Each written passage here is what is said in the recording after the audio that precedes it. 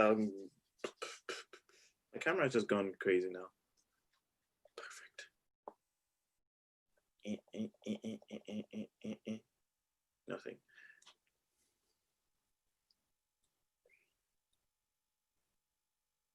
Just give me a second. I'll be back.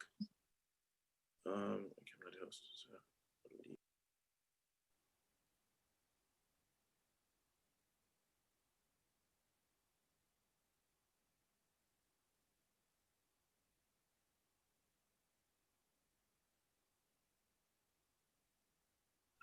It's just silence right now, so I think I'll just unmute my mic so you guys can hear me. What's up, y'all?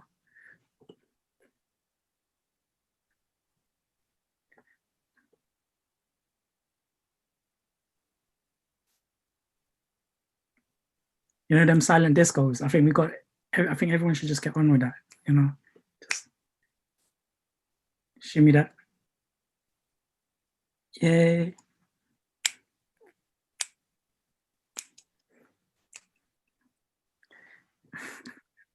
Okay, what are you dancing?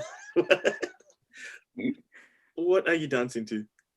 To the music in my head, because it was a bit too silent, so I thought to fill it.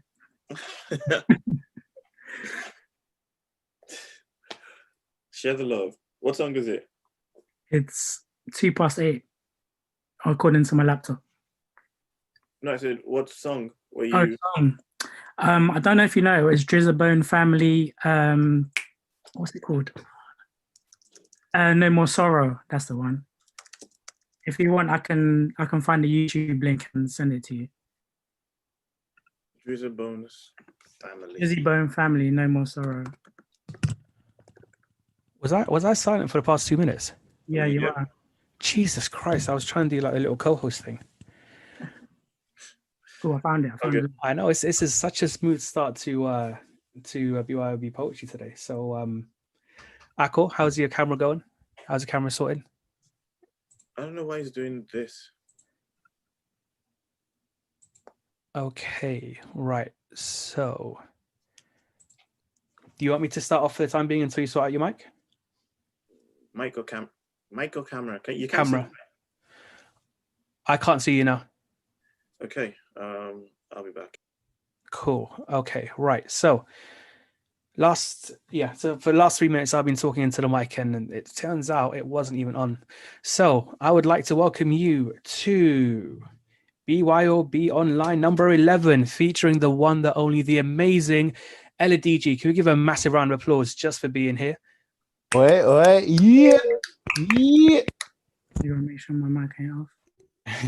We are, of course, funded by Brent 20 London Borough of Culture, who've allowed us to be able to stream and to be able to pay our features and our hosts. So can we please also give a massive round of applause for the penultimate show for Brent 2020.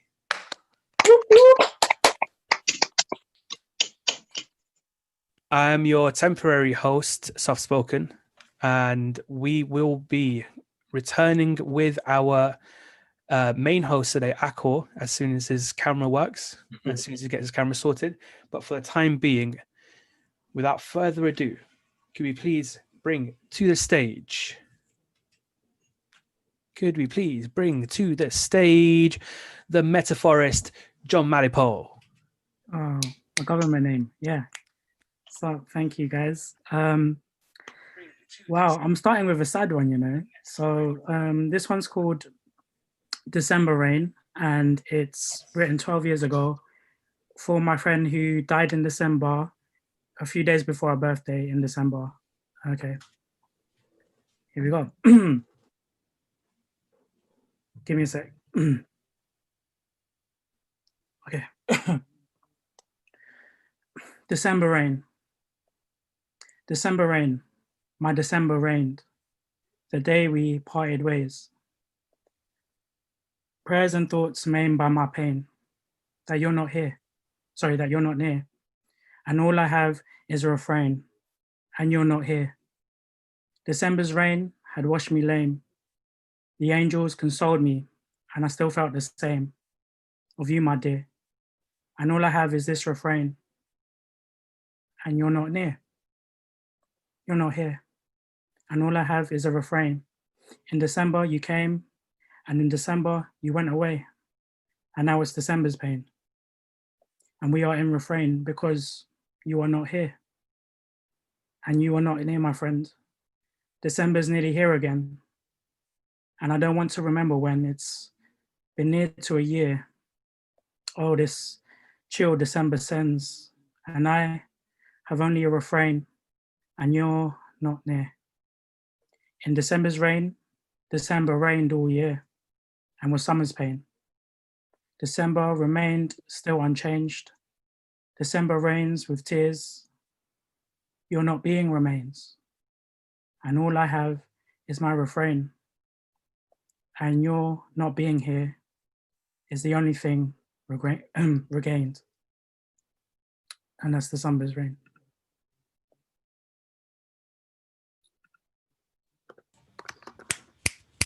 My man, well done. Well done. Thank you. So that was a bit of a personal poem, wasn't it, for you? Yeah. It was about 12 years ago. Unfortunately, it's one of those ones where when it comes down to grieving, it's not always something which you can get over quickly, and probably never will leave you as well. But it's such a brave thing to be able to express yourself in such a way as well. So again, thank you for sharing as well. But at the same time, such a beautiful poem. Could you please unmute ourselves and give a massive round of applause for the Metaphorist? Thank you, guys. That was beautiful. Thank you, guys. So we will move on swiftly to the second person who signed up. Now, here's what happens.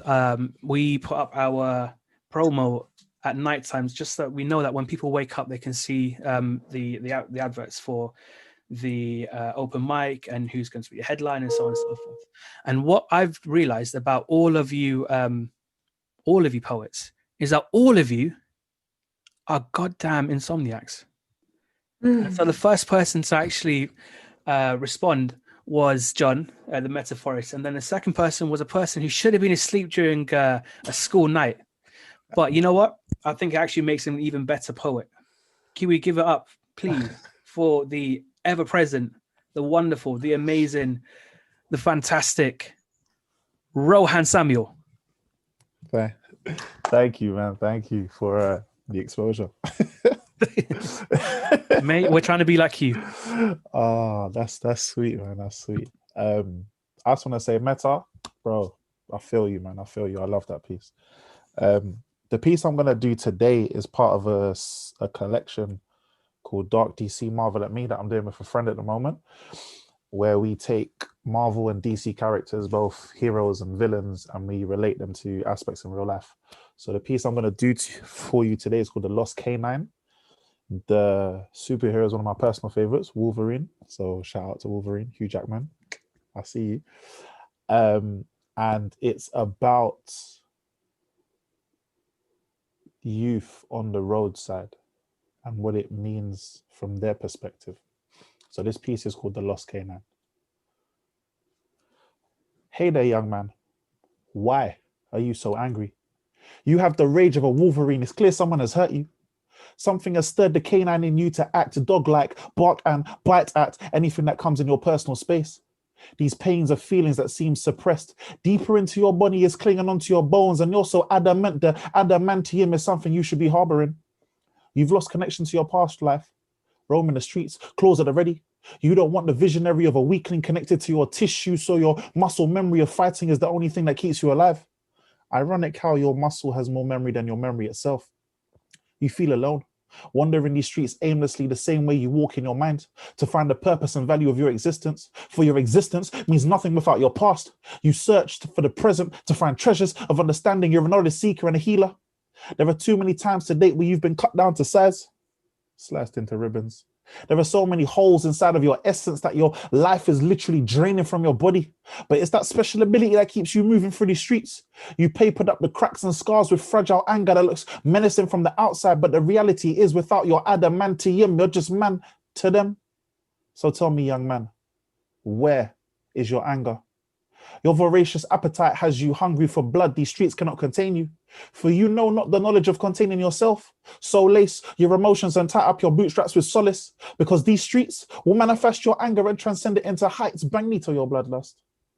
You must see yourself as far from a mutant. You are the new link in an evolutionary chain.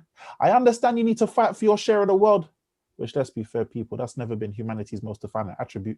But the more strikes and slashes you put on this world will mean that it will never heal. So your healing and the world healing will forever be portrayed in the media as incompatible.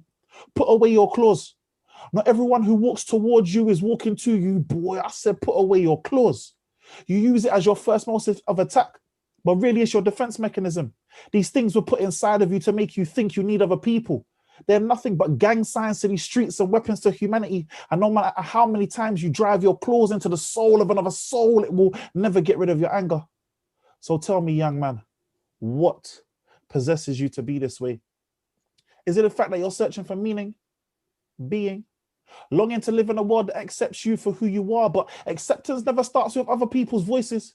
You must channel your inner Wolverine. Your past may be lost in the depths of time, but that doesn't mean you don't exist. The dog collar around your neck represents a military statistic that has you believing that statistics are read in the same manner as you would read a dictionary. I know there's no comfort when you roam these streets. These colors you wear as your super suit ain't super, they just suit the environment you wandered in. What form of camouflage do you have to hide the emptiness inside of you? You long for understanding of a past life that could leave you in the now. Don't you understand that the now is what you should be focusing on, because that defines your future? So tell me, young man, who is it that can help you? Should you go back to school and make sure the professor has X'd all your O's? Comfort your woes. Because you see this school as a safe haven? Do you fall in love with somebody else's genes till you're grey and hope that she can guide your phoenix within? Aren't you going to help yourself? Understand who you are and not just what you was before. The purpose of oneself has no past, present, or future. It merely tells you what you need to do in order to leave your paw print on this world. Remember, you're a Wolverine, a solo animal. Your most influential moves come from when you're alone, so the thought of you being solo doesn't mean you are so low. So tell me, young man, when will your anger change? If you track back, I said why, where, when, what, who, when. I've given you 5 W's to counter every L that you've acquired.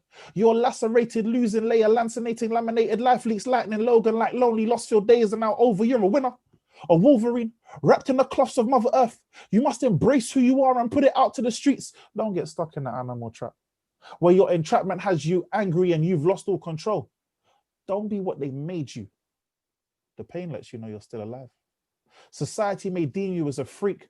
Man may have broadcasted you as a weapon, but God has unearthed the potential in your life, and it will make you last long.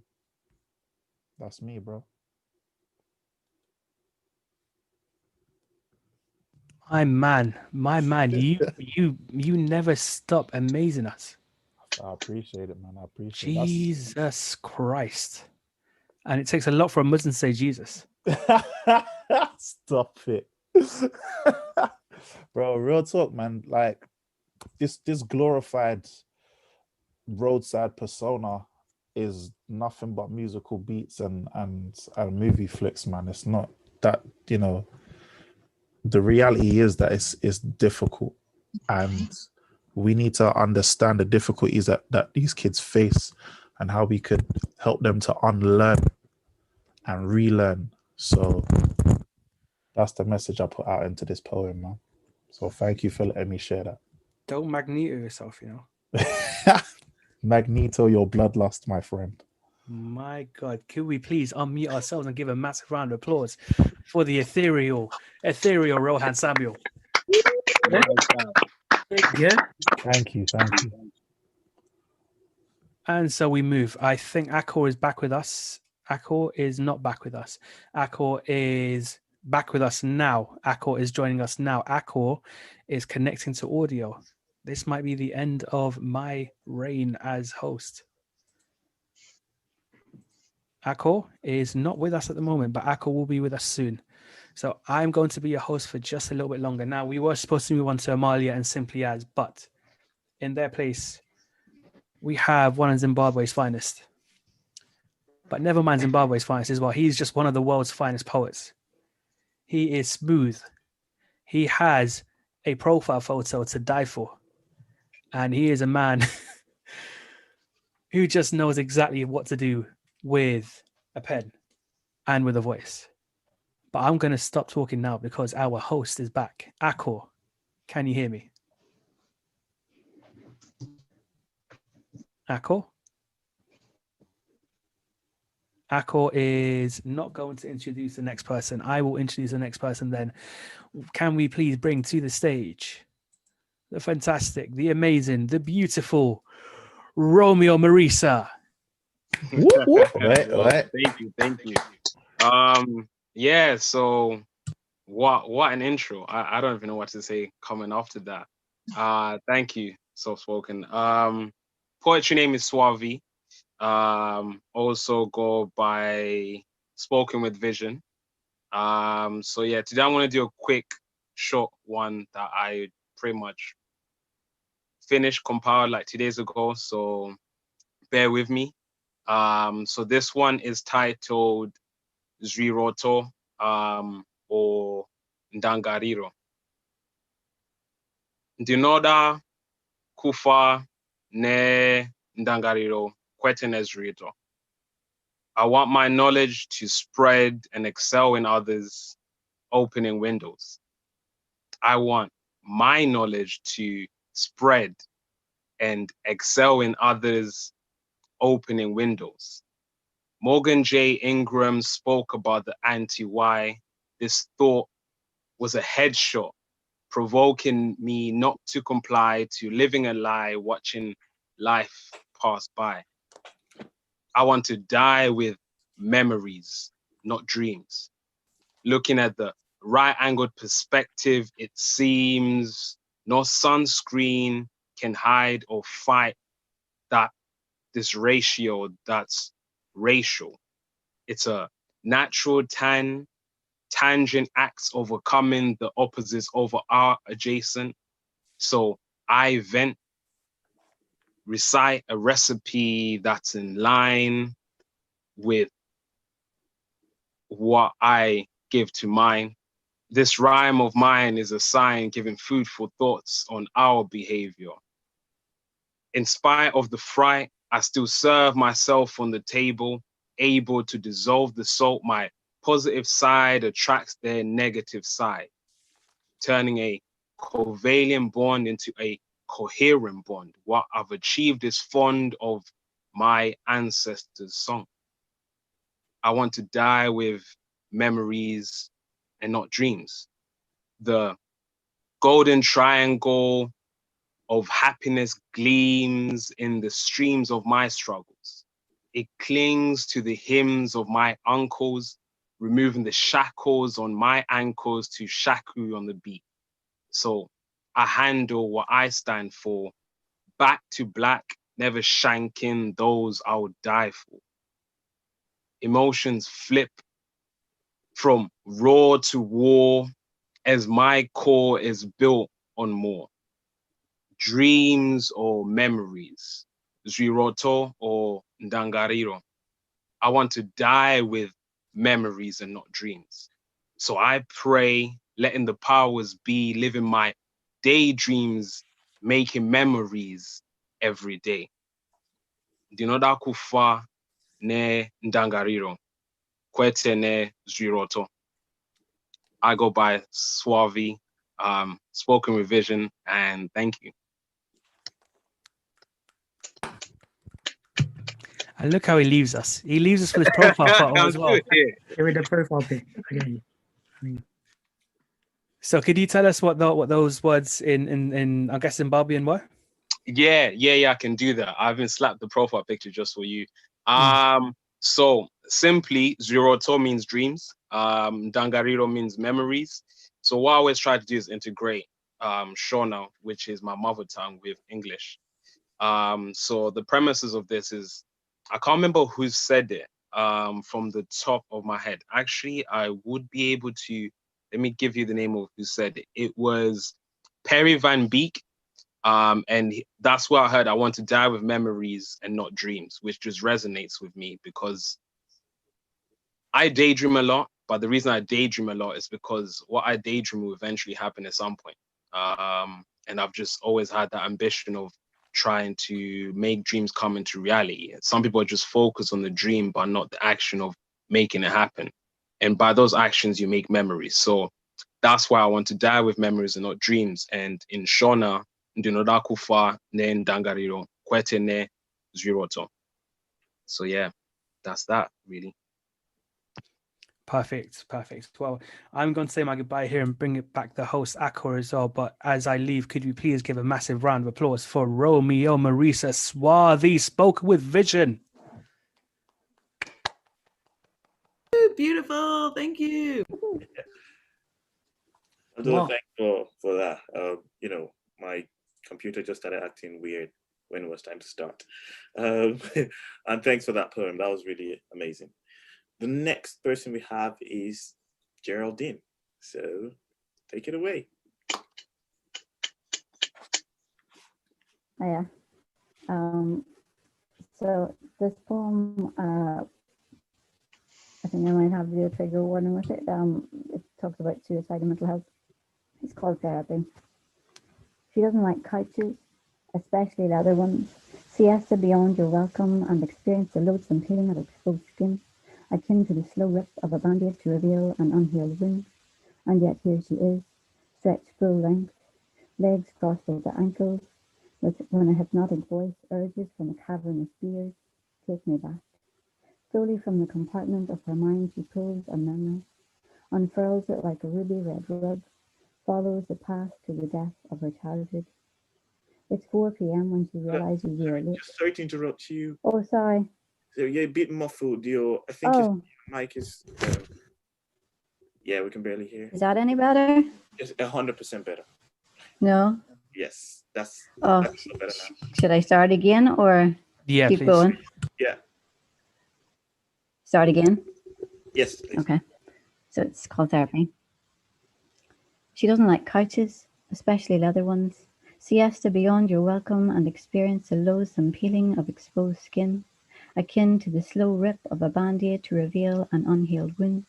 And yet here she is, stretched full length, legs crossed at the ankles, when a hypnotic voice urges from a cavernous beard, take me back. Slowly from the compartment of her mind she pulls a memory, unfurls it like a ruby red rug, follows the path to the death of her childhood. It's 4 p.m. when she realizes you're late. The uniformed laughter of the bus stop turns caustic in her ears. Quietly she slips from the group to the phone box sanctuary, lifts the receiver, connects to conjoined sobs, hangs up without a word, dials 3 little digits for an operator to inform her an ambulance is on its way. As she exits to the low groan of late afternoon traffic, the entire universe suddenly seems to be packed into her school satchel and pulls down on her shoulders.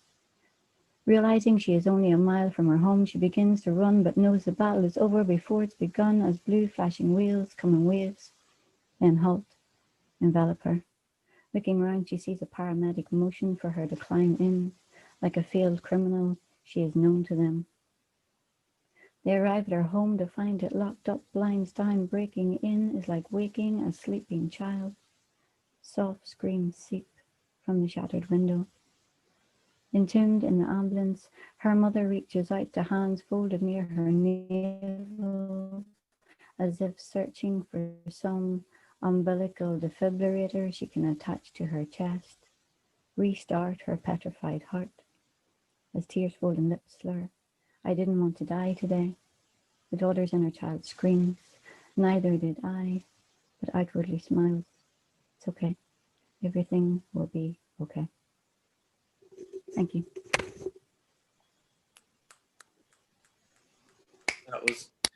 That was soft, smooth, and just had vivid images in it. Thank you so much for that. Thank you so much for having me. When did you write that? I wrote it in 2012, yeah. And then I perfected it over the next 2 or 3 years. Yeah. And it's a personal poem about the relationship I had with my mum. She was very unwell with her mental health. So yeah, it took me quite quite a while to get it right. Yeah. I mean, yeah, it did sound very personal. Thanks for sharing that with us. It was really nice. Thank you. Okay, the next poet we have is Foster Jolly. So, do your thing. I'm Fausta. I run poetry events under the guise of Jolie Licks.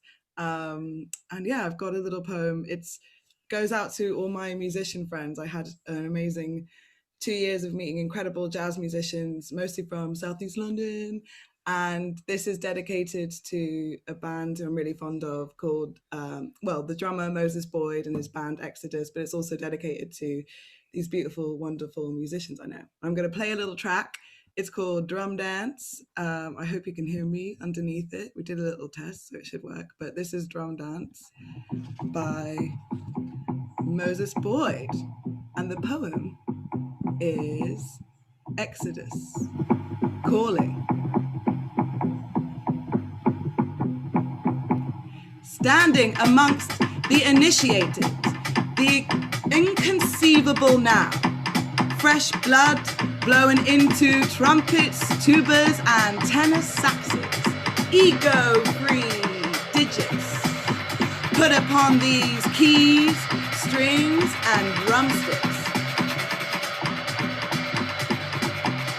Fresh light and fresh delight in each other's talents.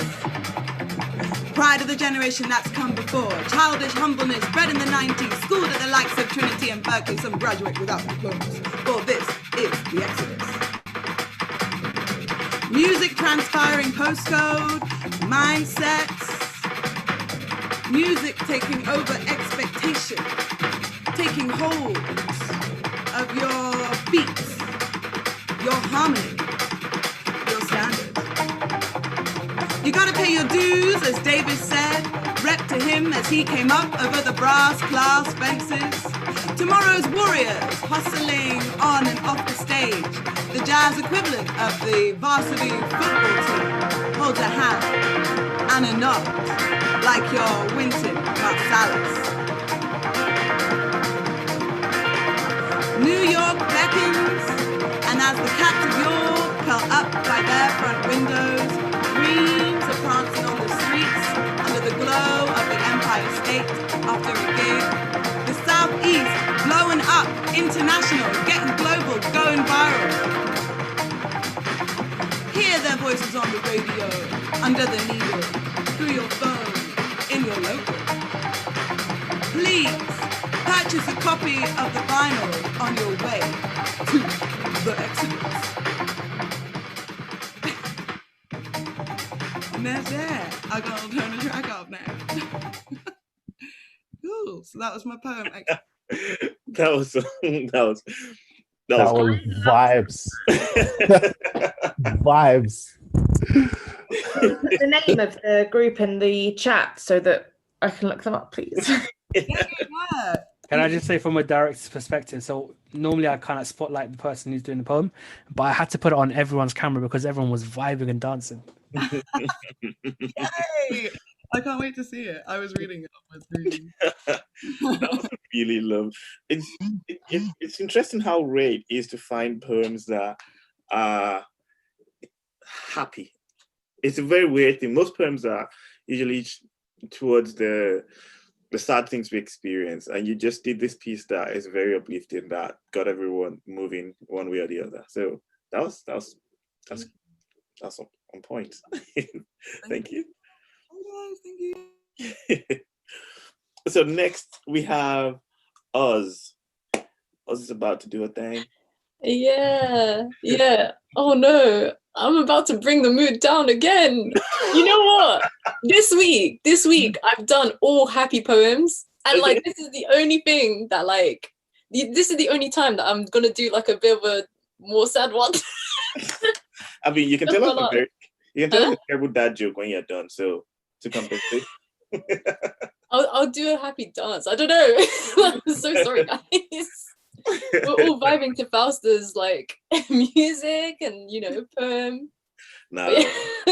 I'll just go ahead.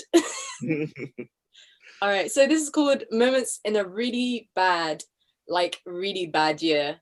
I swear I'm okay now. I had a moment of weakness. Doesn't define me, does it? I just remember when I was watching this show, I'm okay, I swear, I'm doing okay. I had a second where I wasn't in control, but it wasn't like I was actually not in control. Like, that's weird. I just forgot where I was or who I was. I'm fine. I swear I'm doing fine. I had a minute just thinking worst case scenarios. If I ever got in that situation again, I wouldn't let that happen, of course. But if it did happen, I would have to sever middle and split the sin, punish myself in liquid. It's gin. Push myself through metal and rubber alike to forget, to remind myself of what happened. But I promise I'm okay. It will never happen again. I trust myself. I'm cool. I swear, everything is cool. I spent the day kind of lost. Left the bed and now I'm confused. I don't recognize the person in the shop windows and sideways doors. When did this stalker look so much like me? And why are these people looking at me? They know, don't they? The judgment was written all over their faces. I couldn't face it. I tried to escape it. They're judging me. They know, but I'm back. I'm back. I'm back. I'm safe. I'll stay at home. I swear. I'll just stay here and it'll be okay.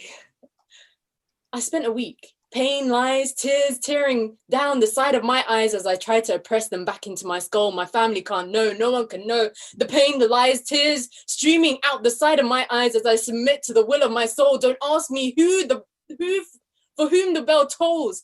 It tolls for D. Told everything good to look away as I snapped its neck and spat in its face. I'm back now.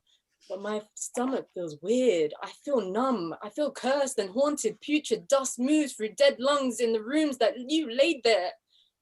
In self-pity and idiocy, as I tried to pick you up, who did you send to the mortuary with no note? I can't keep count. You sent so many. I'm fading in my own memory because of you. On top of it all, the anger scorches me like the deserted, destructive path of my forefathers that committed their losing frustrations, my anger banishing me to a place of punishment. I made it hell-bent on reflecting the depravity I felt within. I don't care, I don't care, I don't care, don't care, don't care, I don't care anymore. I'm okay, I'm sure. Stop asking me, you know what happened. I'm tired, I don't want your company anymore. I swear, I don't want you to know.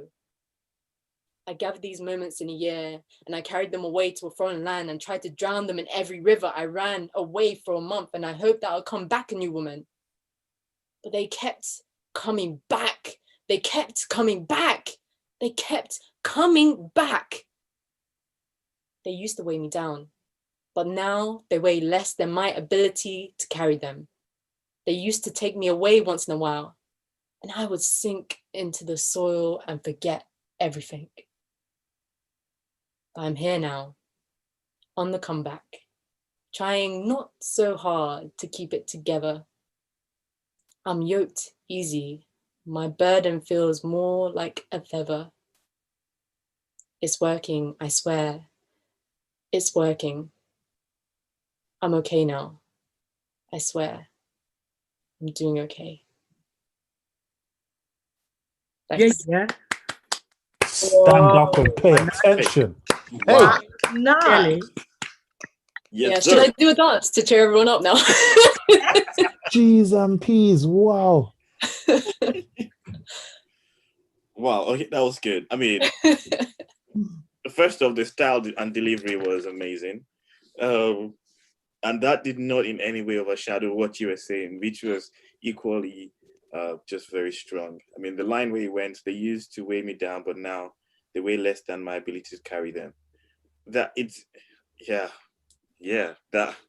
that was good. Thanks. Why did you write the poem?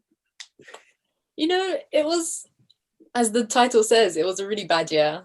It was a really, really terrible year. So yeah, I just wrote this poem. The thing is, actually, I had to change it because the last paragraph didn't really represent where I am now.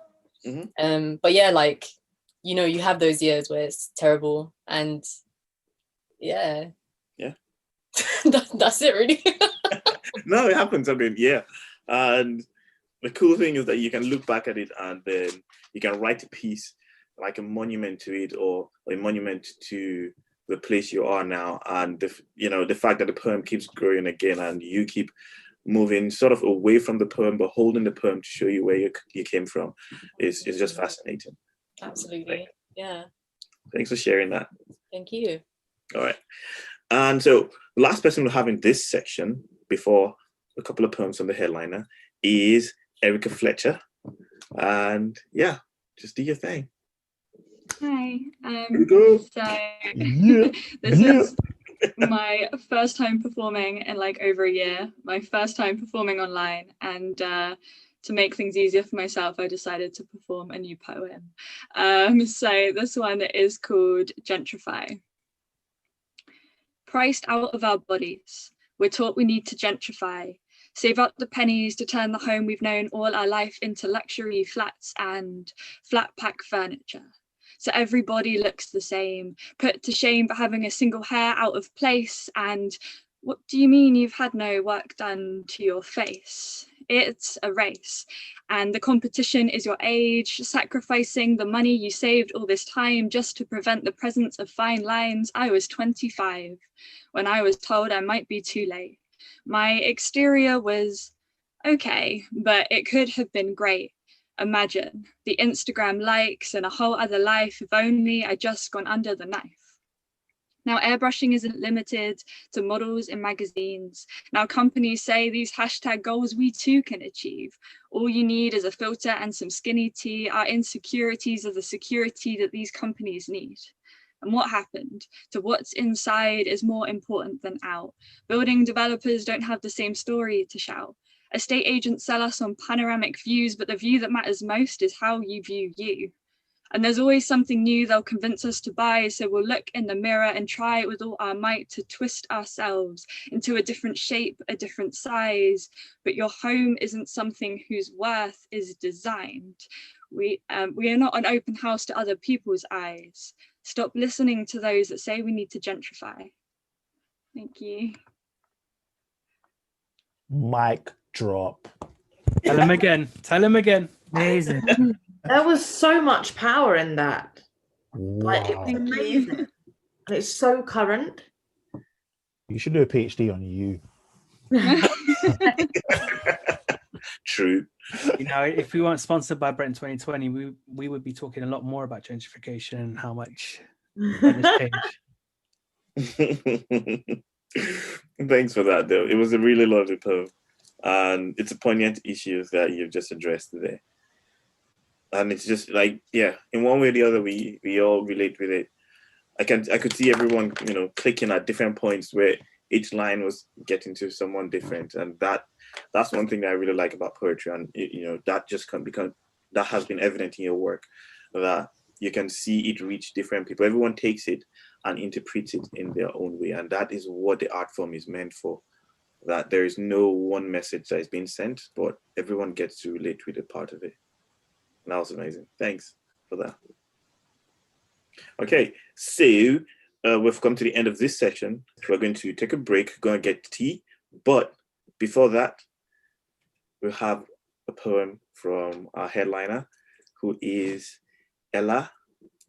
So can you put your hands together while the video is being cued? Yeah. Come But on. before that, okay, just okay, let's just do it like a brief Q&A. So, Ella. Hi. Interview mode. Can you just tell us a little bit about one poem you've heard from somebody not here that you've really liked? Like a poem that really meant something to you. Oh, in general, okay. So I'm going to say Vanessa Casile's poem, Okay. which is titled "He's Not Worth Shaving Your Asshole For." And if you haven't heard it, you can check it out on YouTube. Vanessa Casile is one of my favorite performance poets. She's a really amazing performer and poet. I just heard it at a festival, Shambhala Festival, actually, and I was straight away like, what is this? This is exactly how I feel. So yeah, that poem. And it's basically about what the title is. Someone is asking that you should type her name in the chat, so you should do that later. But the reason why I asked that is because a friend of mine, Joshua Judson, he usually talks about poets not doing covers of other poems, right? And it's one thing that I've always found interesting. I've been speaking with Abdullah about some stuff I want to do where it will be mainly about covers, where people do covers for other people. Watch out, 2021. All right. But it's, yeah, the fact that you like that poem, has it worked its way into any of your poems, or have you just kept it in that cherished jewelry box of poetry for yourself and just once in a while you go and read it and then move on? Yeah, I think that poem has had some influence on my perspective sometimes when I'm writing. I guess she's very much coming from the first person and bringing like sort of more attitude and sass, I suppose you could say, to some things I'm writing about and making it a bit more colloquial. Definitely when I was starting to write poetry, that really had a big influence. Yeah, I can think of one poem specifically that I wrote a few years ago that it had a big influence on, which I guess is like, yeah, her more conversational style. Yeah, definitely. Okay, nice. Abdullah, are you ready?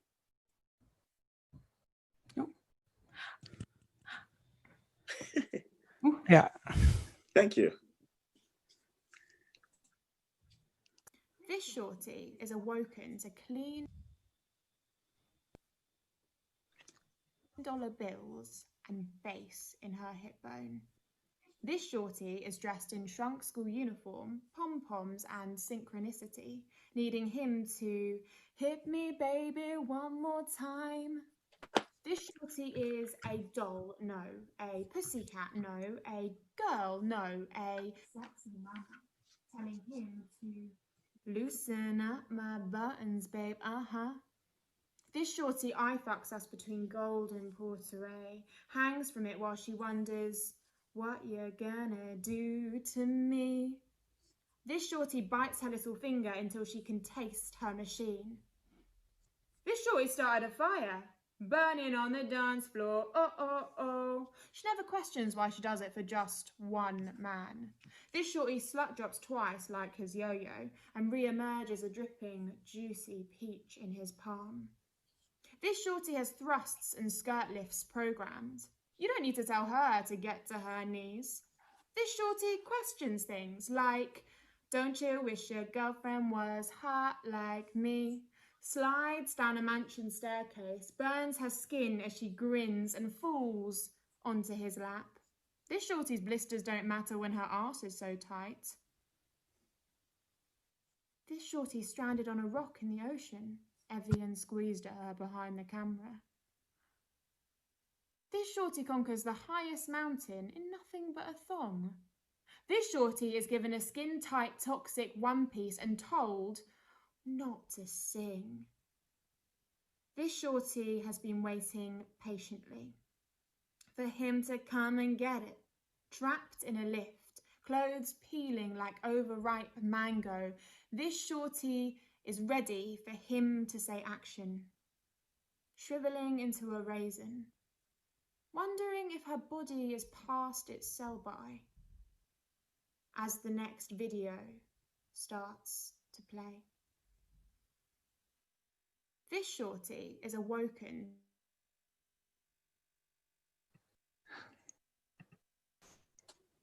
Oh. Okay, questions about that amazing piece? Sorry, Okay. just before you get started as well, was the sound okay? It was lagging a little bit. Okay, I'll keep that in mind for the next one. Sorry.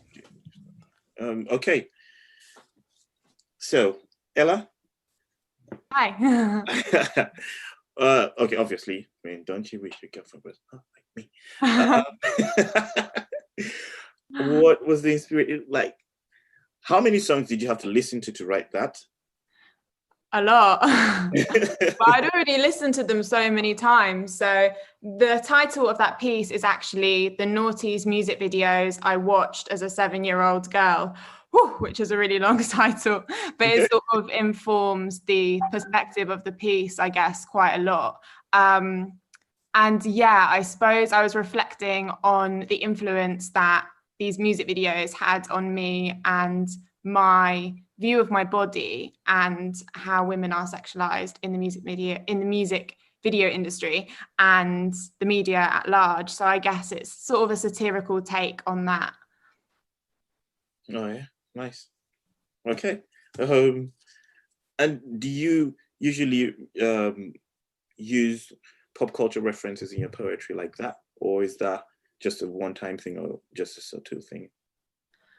Yeah, I'd say I do quite a lot. Yeah, I'd say I like to keep my poems, embedded within today, like reflective of the time that I'm living in, I suppose, because I think like there's lots of writers here now would agree that writing is sort of like reflecting the world we're living in, documenting it. So I very much like to, I write from like a distance, because obviously that's quite retrospective of like many years ago, but I also like to write about, you know, the influence of social media today and things that are more prevalent now. So definitely. Okay, thank you. We'll take a break now and we'll come back and we're going to get some more poems from you. And so can we just snap a little bit and we'll take a 10-minute break, go get some tea, or if you are, you know, daring enough, espresso right now, just ruin your entire night if you want to. But yeah, all right, let's just take a break and we'll be back in a moment.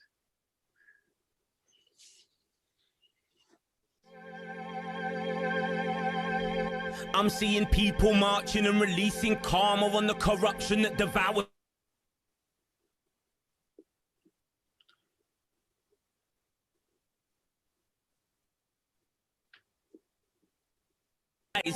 Fed up of brutality.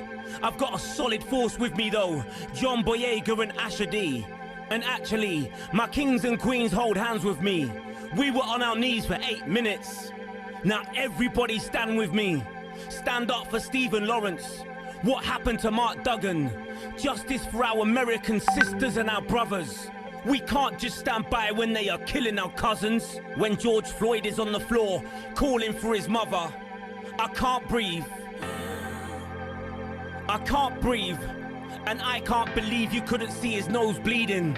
Disgraced Officer Chauvin, why didn't you get off of him? And to the other overseers watching him coughing and choking, you're blocking up his airways. You're blocking up his airways. 46 is too young to be walking heaven's stairways. What will his mother say?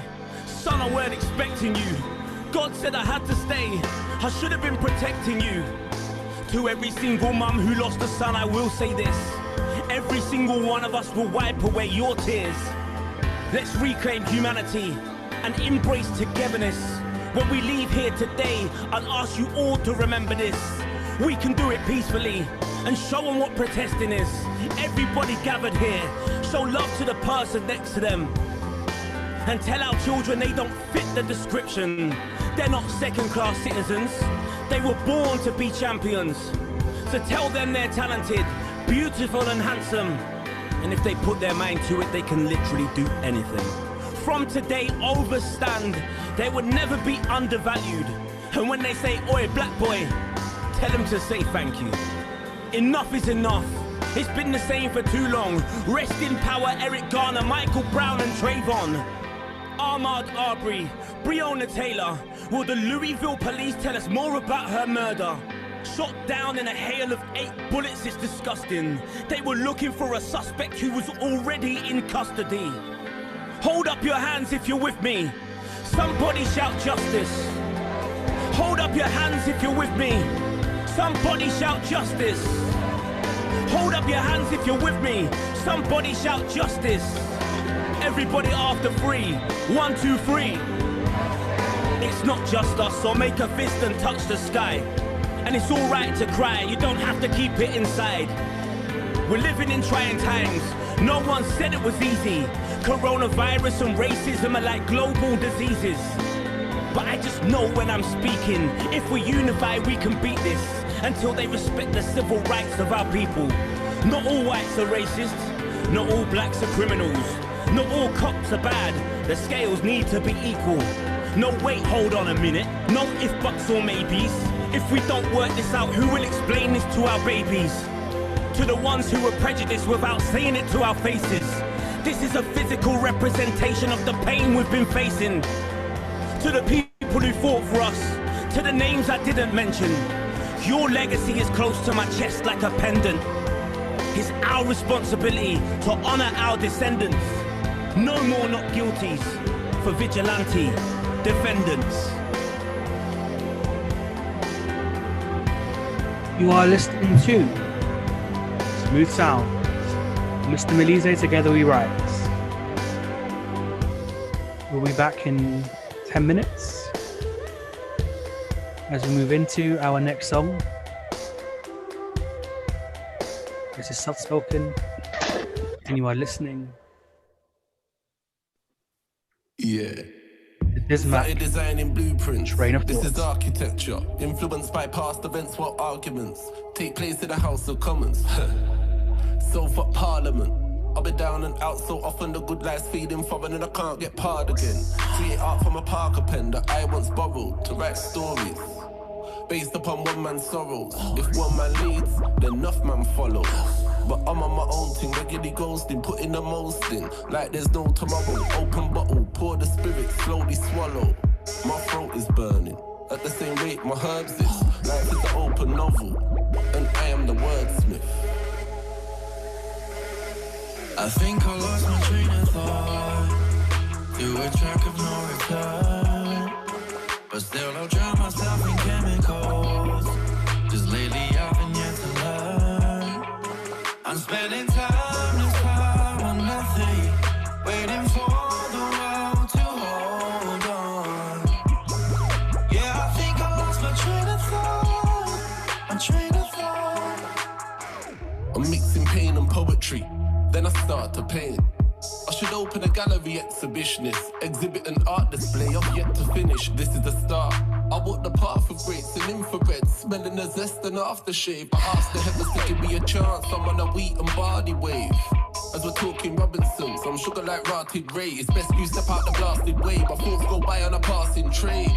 Right past this station, with a one-way ticket, sitting in a first-class carriage, where love ain't in it.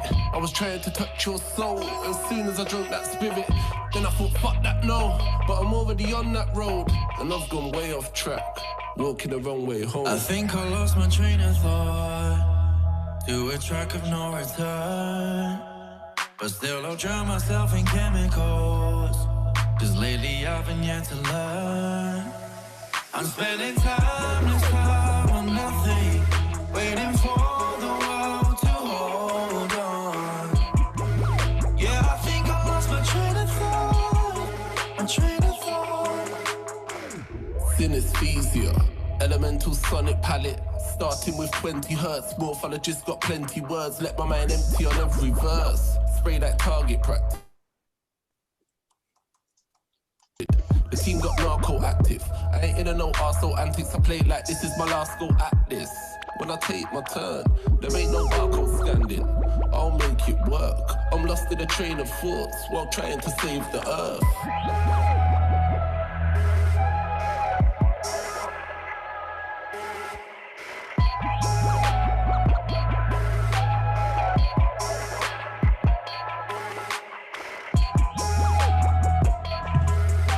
You are listening to the sounds of Dismac, Train of Thoughts.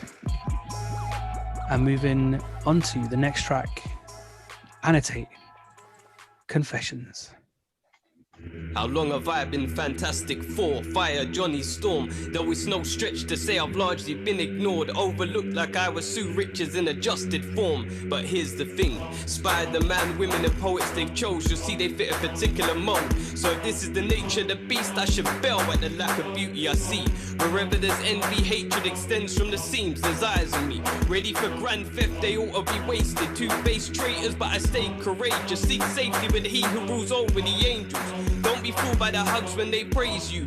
Enemies in the shape of friends, wishing they could plagiarize a page they rise to see the end of mine can seep through a body of lies. These days, it's all in the eyes and Wi-Fi, and you would think I had flash drive the way I'm aware of the iris. It's where the IR is usually sighted, and I can't decide if it's die in your rage or haters be blinded. I've been stifled in silence, knowing if I did convey this max pain in each verse, I see my reach take a huge hit and eventually burst. Hence I tried to find the middle ground and deliver what works, but most don't agree with this work, so they tell me I'm good but won't give me the stage perks. The truth hurts, but maybe these factors mean my range is deceiving me, leaving me frustrated and self-sworn to secrecy. Like forever hold your peace until I can see that I believe that it's thievery, feeling that there's no place on the scene for me, but I dream eagerly. And if hell is the antithesis of where my ambition is, I can't give the devil his wishes, I witness the extent of his tricks. If I spoke in verse about how I used to live, you'd see it as evil. I had the most time speed down, but only made it cool when my mind was feeble. Paradigm shift for me to accept that my persona was see-through. So if those dark nights return, I'm Bruce Wayne with a suit and cowl on, I'll stand strong. 11 in the presence of where the demigorgon spawn sprung, I won't run. Satan tried ambition, robbing Batman, I embraced that face off and wage forward a change order that Cajun Gibraltar with Drake sorted. If my detractors concern themselves over my next moves, relentless, prepared to vent with anger, offensive, verbal, attentive, with a condition horrendous, I'll welcome it. Let them send for my head their con army extended, without the Metal Gear Solid, just an agenda to bring about annotates ending. Like silent, he will stay if we send him a message. No need for the violence, just to being advised against. Like I can't speak my mind and fess about how my life at times is stressed. And as I assess the mess, I try to remember the ways in which I am blessed. Don't find it sick how we obsess over everyone else while losing sight of ourselves in this world where people just love to slander. Draw them, peel off, embracing the culture as cancer. I would get out but still believe there's an us worth fighting for. So I'll cement that point with a pause. Semicolon, as I wait for the backhanded applause, suggesting they agree with the cause. When really informed, they'd rather air my dirty laundry like drawers and leave me hung out to dry. It's Jekyll and Hyde, like how they embrace this arrogant pride. But I'm full of spirit, with intent that's soul caliber. Star quality that's too much for these mean folk, like supernova exposure. Determined opposers get the scorpion like, get over here. So I witnessed their chains broke for a portion of closure. All you haters did was strengthen the resolve in me. Winter soldier, lyrical sub-zero but colder. The saddest of you will still tear at me with eyes on the future, like a crystal gazer, a palm reader, a mischief maker. But say for the statement, how can you play your cards right when I don't believe in superstitious arrangement? I consider it gracious, you believe there's ever a reason for all of this hating. I'm never deflated, you joke cause I'm a walking phoenix, and this a gambit reaction. Where we collide to scope me is like a hopeless meme, a bad idea I mean. How are you hoping to succeed by living through me? I carry cranium currency, and I'm currently capitalizing on my capital. And to cap it off, I'm ushering in a new era without the caps on. I feel I could speak at the scene and its errors forever. Take action with current measures, amped and unfettered. If our wires cross, I refuse to plug like a broken socket. I don't need the spark when my properties are electric. I wouldn't offer a clown a penny for their thoughts. I'm pennywise, with my eye on the prize. I've got more to offer than just rhyme. Listen as I let the flow assist whenever I spit. I'm destined for greatness if I choose to embrace this. It's crazy how I found support in a vortex as I chase success. So it's time for the fusion. Had Dawkin, YA pen, demon battle rap like an abuse it. Call it useless till I switch movesets and it's a fatality, brutally ruthless.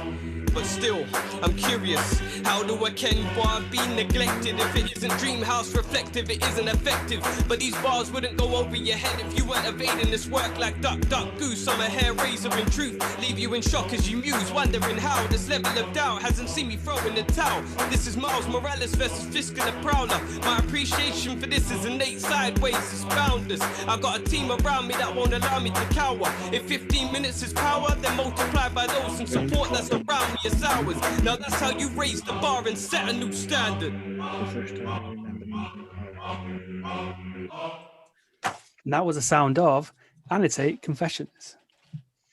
Welcome back to BYOB Poetry 11 featuring Ella Dorman-Gajic.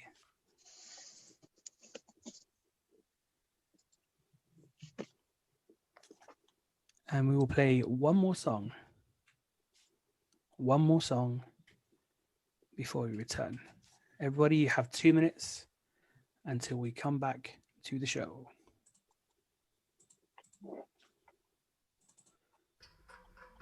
When did we pause between everything and nothing? Feel everything and nothing. When did we say nothing Depression does not keep when we should have said everything? When? From the heavens. When did you pause between loving till you're crying and fucking till you're thirsty to crying while giving birth and screaming fuck till you're broken? When? We forgot how to spell each other's names like our parents did. But no one cares for bedtime stories round here. We listen to suffocated sirens and pirate radio as lullabies round here. Here, what we don't say builds bridges. To tie a noose of resentment and jump from. To let go just because you shouldn't. Because that's just too easy and you find a home in struggle. I can still taste the venom when you kissed my mouth and told me you were leaving. Your words so bitter they choked me. My mum taught me how to forgive, but my father reminded me how not to. So now I look away at daddies pushing prams, convinced of a backstory, probably his one day of the week. He'll drop him off by 7 and text his side chick. How I can't smile at families in coffee shops, too suspicious of their unison, probably bored out of their minds, lusting others in their minds. They can't breathe or confess, cause that's just fuckery, right? Catch 22. How I hate seeing fathers perch toddlers on their necks. Fear of flying. How I hate myself for hating them. The word father is hollow. If I close my eyes tight enough, I'll see concrete. There's no colour where we come from. Where we come from, single mothers carry burdens onto the back of buses, trading love for exhaustion, where they practice ignoring parts of their child's face that resembles their father. Where, for her, hearing my laughs too close to his, my surname still is, my temper just like feeling a fist. Where we come from, we make Father's Day cards for our mothers and feel more safe in the arms of our lovers. Daddies are G's at promises, especially ones that you break. The more he broke, the more I did, and now I can hear them before they shatter. Inherited. Now I search for everything I don't want in all of what I do, so that I can remember how we made everything and nothing at the same time. And that was Shady Father from her album Human Rights. Welcome back to BYOB Poetry Online Live number 11, hosted by Akor Opalawa and headlined by the wonderful Ella Dorman-Gajic. And now back to our regularly scheduled program. Akor? Welcome back. Where is everybody? All right. So welcome back to the show. We have a range of poets waiting to come online for you. But before that, I would read one of mine, just to get the room back in the right spirit. Learning to draw an angel who was not mom. The first time I remember needing a hug was on a very rainy day where the power was out and I was lost in between warmth and shivers. Note: desperation doesn't keep the heavens from you, or you from heaven. Every hug is a bonfire in a heart, warm and healing, with dancing flames and embers and crackling and the promise of hot chocolate down the line. I felt peace flow over my empty back.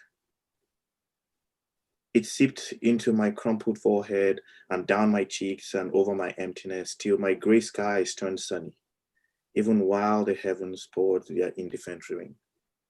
Thank you. Okay. Next, we have someone we just heard during the interlude. If you're paying attention to DJ Soft Spoken Do His Turn, we have Annotate next. So take it away. Do you think?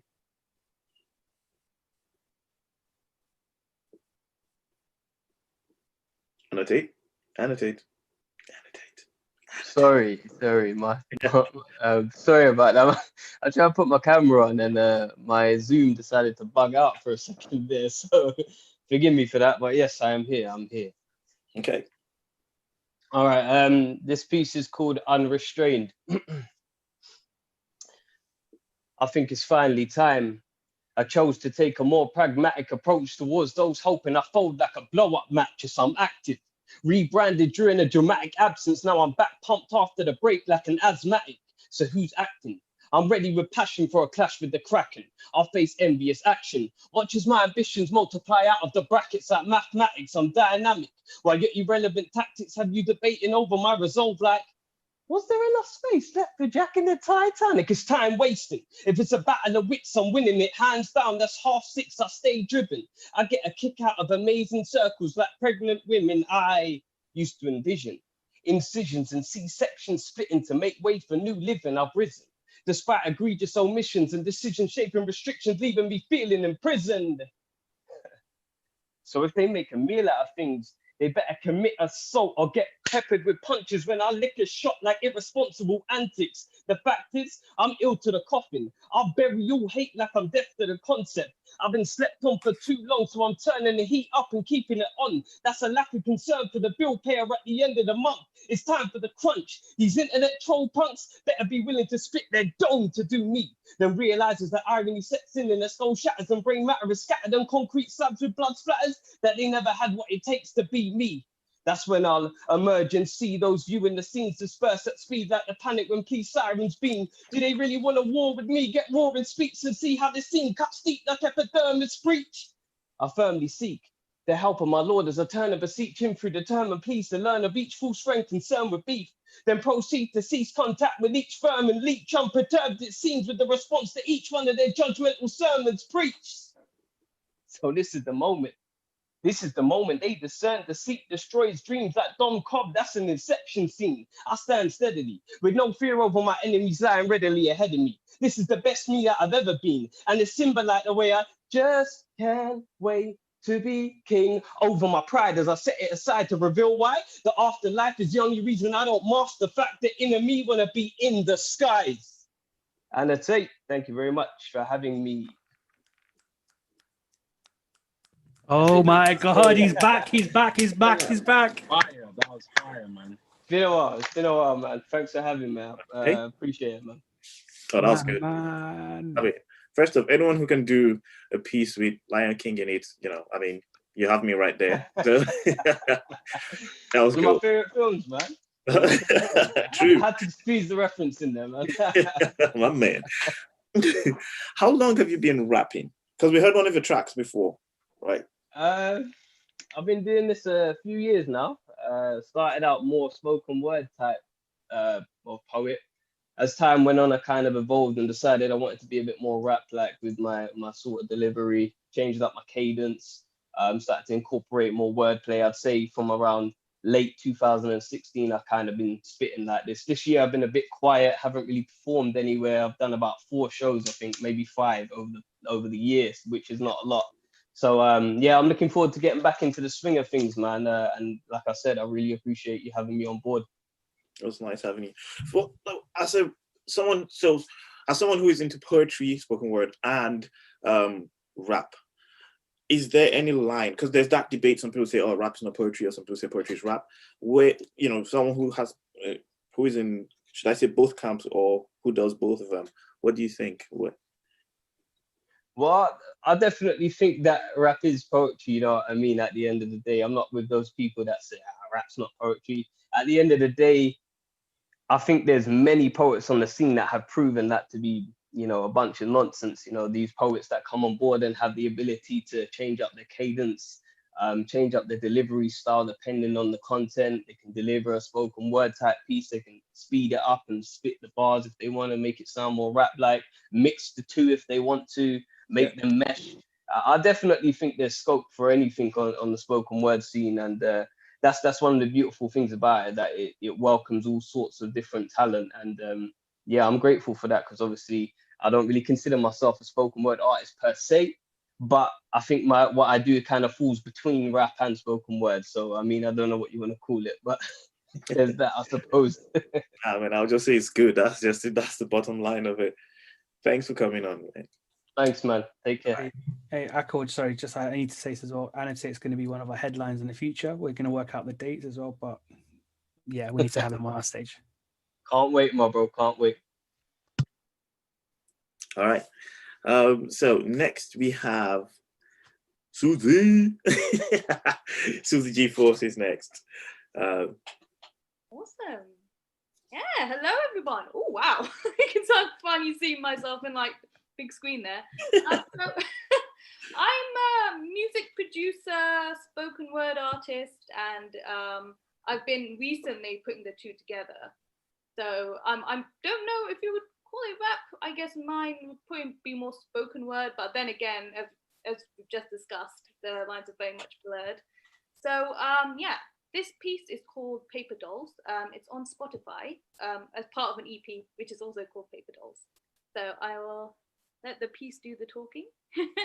Hopefully this should be the right level of volume.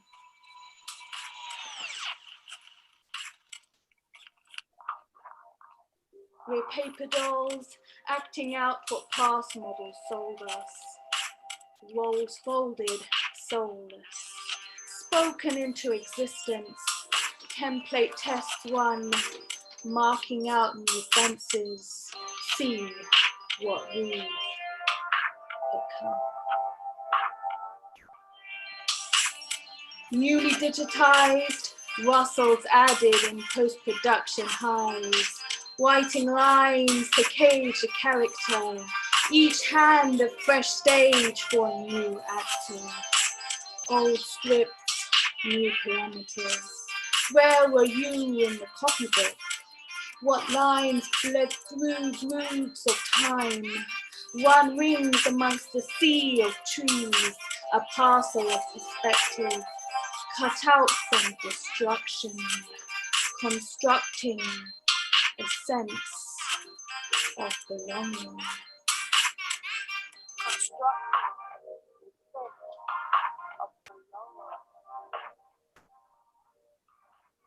We're paper dolls, acting out what past models sold us. Walls folded, soulless, spoken into existence. Template test 1, marking out new fences. See what we become. Innovators forgotten with mishandled pages. Fact and fiction from forgotten ages, confined by chapters, told by another. Give me enough strength and time for my pen to not falter. I am alterity, world, have you missed me?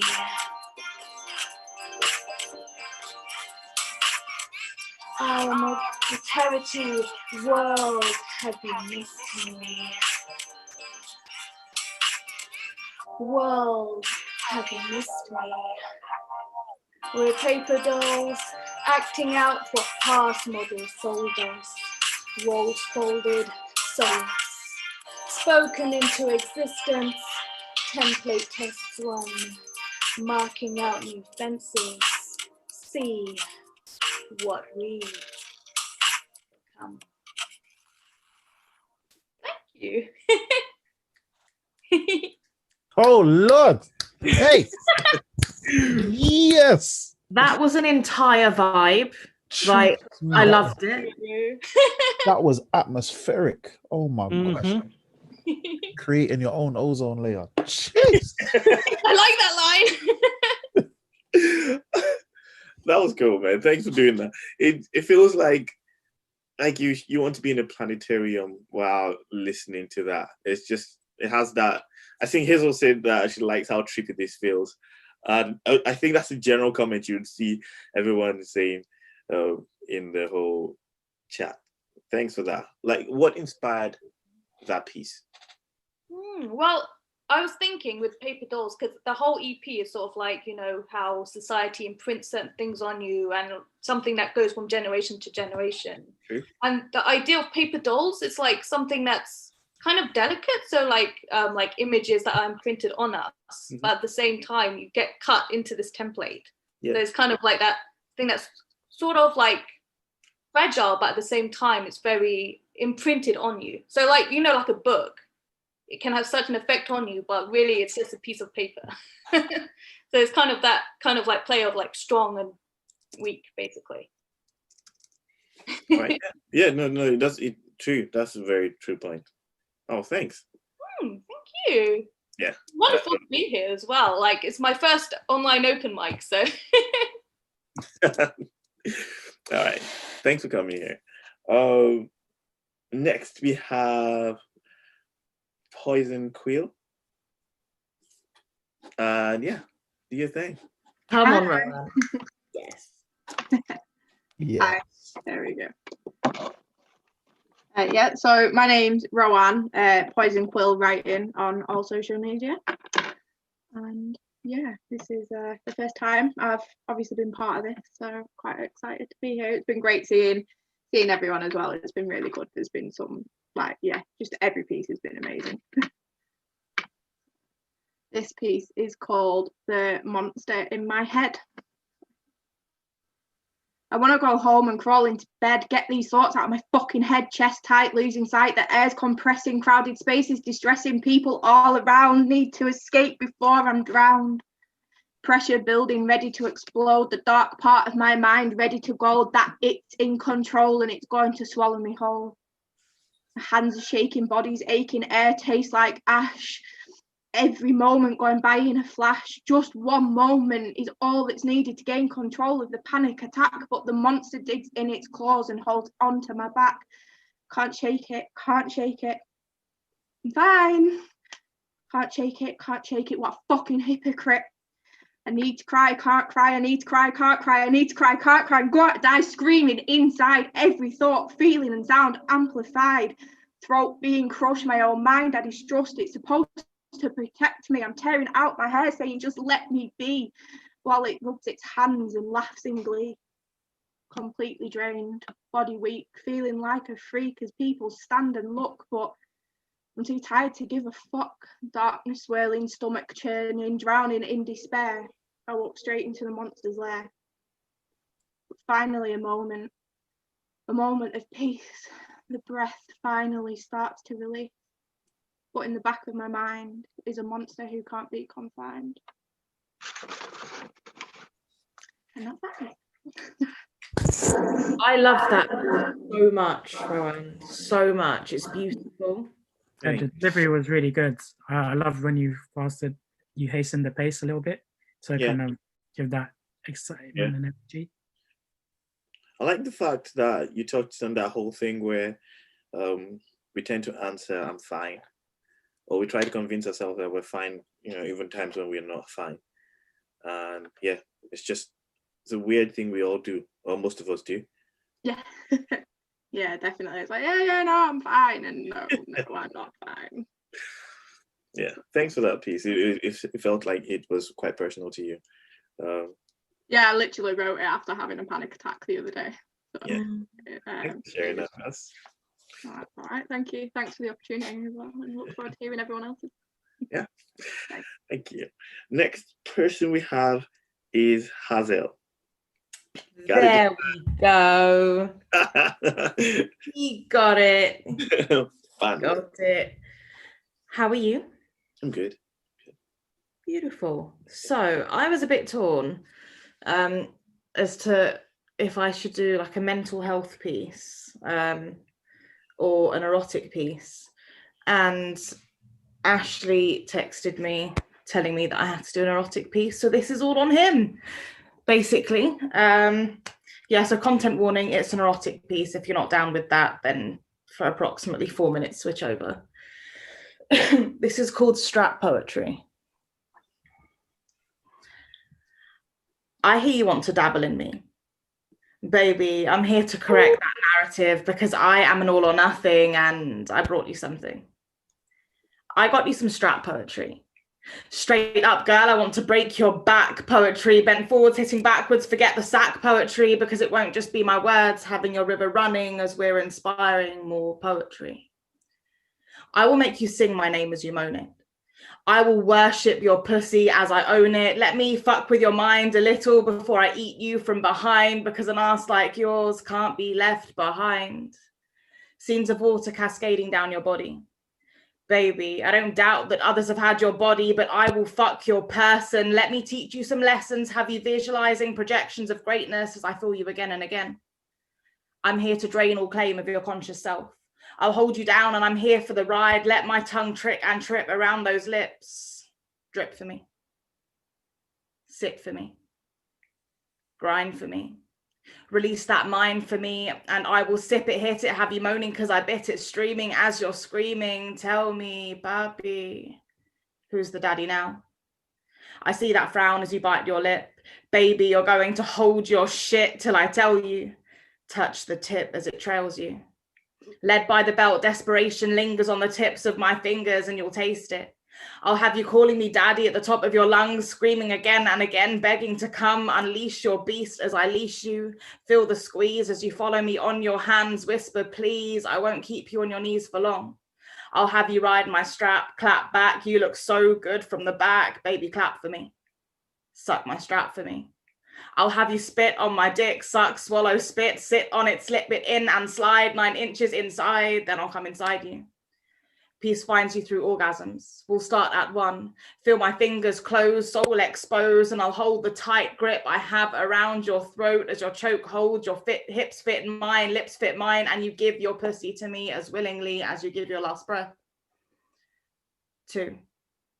Fingers. A fist. First knuckles find resistance and your body opens with every twist and turn. Lessons learned, strokes fast, pressure build, pussy filled. Now bite the hand that feeds you. Pleases you. Pleads for you. 3.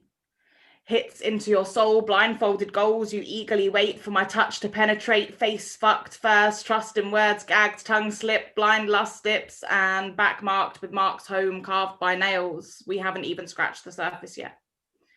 Patience, baby. You're learning. You'll start to accept the way I teach, take notes on every hope you have, every line I leave, welts whelp for me. You'll see through blind lust into haze, straps in a maze of moans, orgasmic groans, toes curled, sheets grasped, pillow bitten, sounds hidden.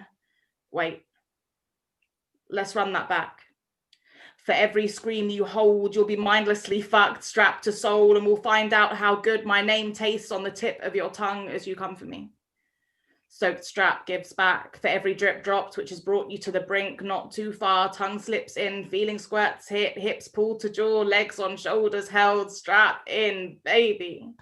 We're going swimming. We hit new positions. Now tell me you hate me while your pussy is saying something different. You've committed. So for every attempt to dabble, know this paddle can't hit as hard as I can, and you're my woman. So may I lick your lips before I spit on them. Licks meet lips and I'll sip till I'm choking on you. You'll be gagging on me. Yeah. Yes. Tell him again. Yes. Wait, I've got a new name. Strap Punzel. Strap Punzel. Yes. Big strap energy. Bring it. Strap Punzel. Yes. No, that was powerful. Thank you. Queen, man. Goddess. You know? Okay, I gotta ask a question. Of course you do.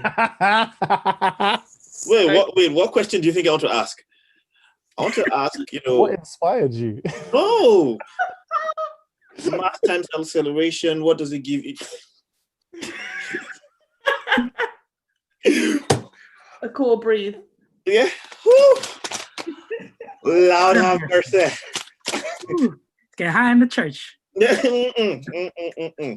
Testify. You know it's a lot when a Nigerian starts sounding like a Jamaican.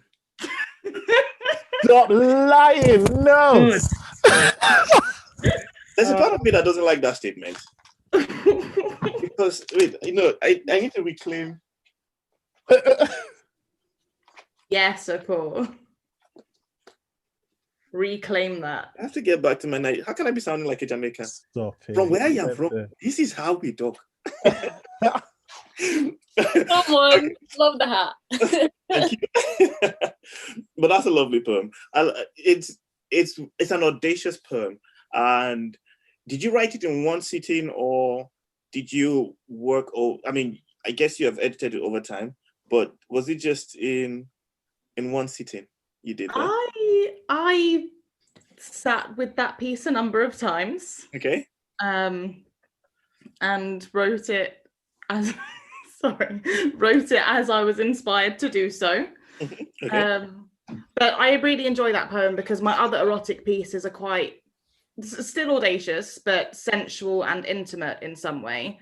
Yeah. Whereas this was very much not sensual or intimate in any way, and was more kind of me celebrating like my dominance within my sexuality. Yeah.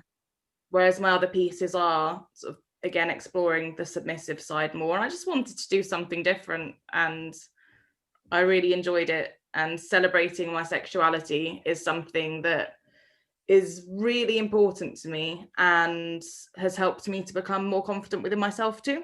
Yeah. Yeah. So it's not all trauma. There's erotic in there too. No, it's not all. Yeah, but I mean, it's a nice piece. Well done. And thanks for sharing that with us. Thank you. So next we have The Lantern Carrier. Ooh, it's me. Yeah. Okay. It is sad how friends can become strangers. One misplaced word and the sun is engulfed by gray mist, the light by shadows. From the dawn of millennia, misunderstandings, innuendos, and fear have caused diamond hearts to become foggy, brilliant minds to be enveloped in darkness. The extinction of sweetness now percolates a once joyful spirit. What to do? The radiance of the moon beckons. The divine mother weeps. She has lost her heart wounded, and the pain bleeds. Cobwebs within, disheveled and afraid, I saw a luminous figure speaking to the silence of my heart. He asked if I knew why I was there, wanted to know what I had done for him in life. I had no answer. All my life I had been outward looking, criticizing others, building walls against my own loneliness and fear. I was attracted by the things I loved, as the gardener his flowers. Me, my adorable self, love weeping inside my selfishness. The miser holds his goals, sitting up on countless nights, worrying anxious about tomorrow, of making more. Me, I paid small heed to empathy, to selfless love, to prayer. And now I seem to be in a realm where every single deed is counted. I am anxious and alone, especially as I did so little for the light, now scanning into my soul for benevolence. I suspect it has already found my shadowed mirrors, my fault finding with the world, my blaming everything else but my own helplessness. And I'm scared. I no long to shine like flowers, to have love wipe my tears, bring sanity and laughter to a longing heart. For I had spent all my years hiding behind a computer, blaming others for my inadequacies, unable to face the deep loneliness inside myself. I had forgotten that everything I want, I already am. That the beloved was desperate to give me wings to soar into a heart of beauty. Alas, I have left this world cold-hearted, only to awaken the tunnel of the Ramada Inn of Sorrow. Lantern Carry. Thank you. Lovely, lovely. Godfather is back.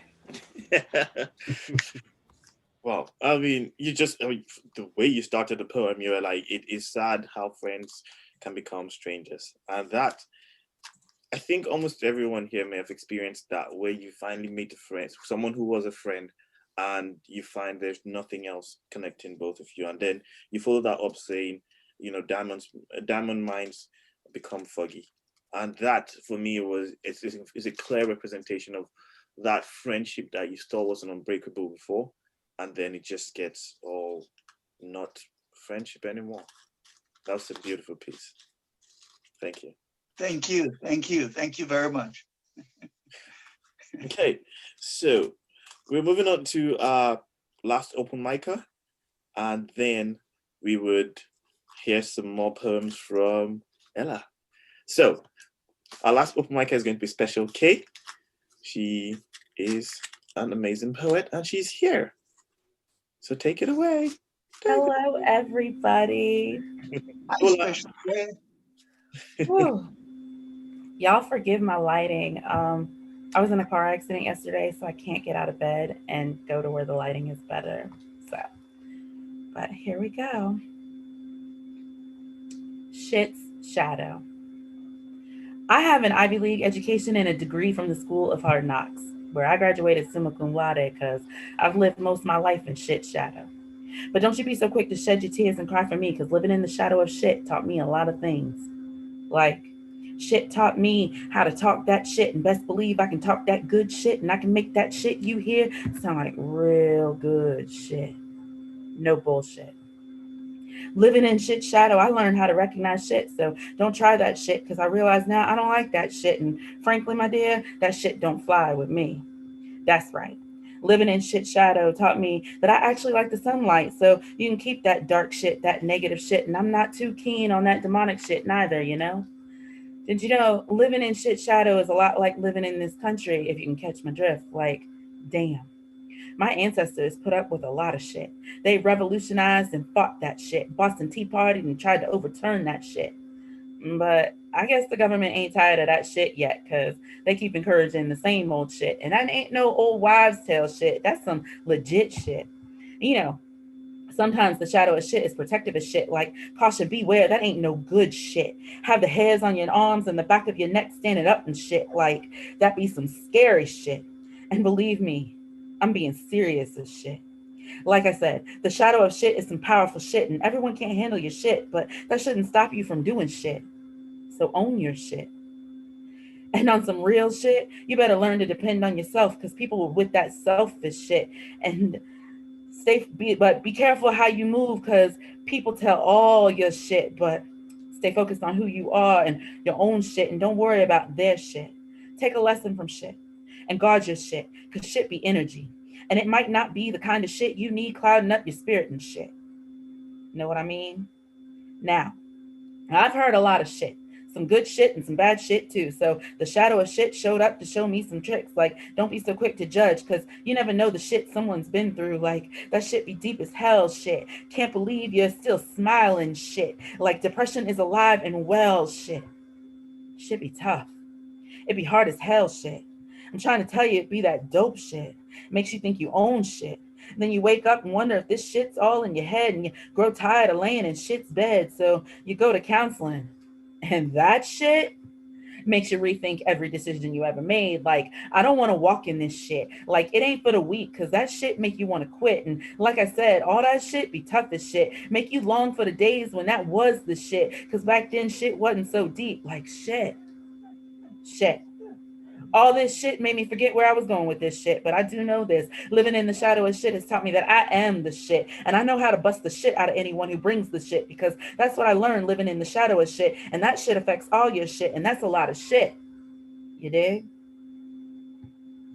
And that's it. Yes! Speak of shit. Hey, is it Virginia or West Virginia? Because either way, you are in the house. Poet. Play it on. That was insane. That was good. I mean, I can see Rohan was just going crazy. I felt That fire in my belly. Fire in my belly. Trust me. that was a very that was an awesome poem. That poem sounds like something Kendrick would write. It's like it is so well structured, and I like the way you just went on and on with that, and you flipped it on itself in so many ways. Thanks for that. Thank you. Hope you're good. You said you just said I had an accident and just continued like that. Like I lie. Yeah, I actually my boyfriend was driving and I was in the car actually getting ready to join a Zoom poetry thing, and we were stopped and we got rammed. So I have a sprained back, so I can't get out of bed right now. But other than that, I'm good. Okay. And get well soon, please. All right.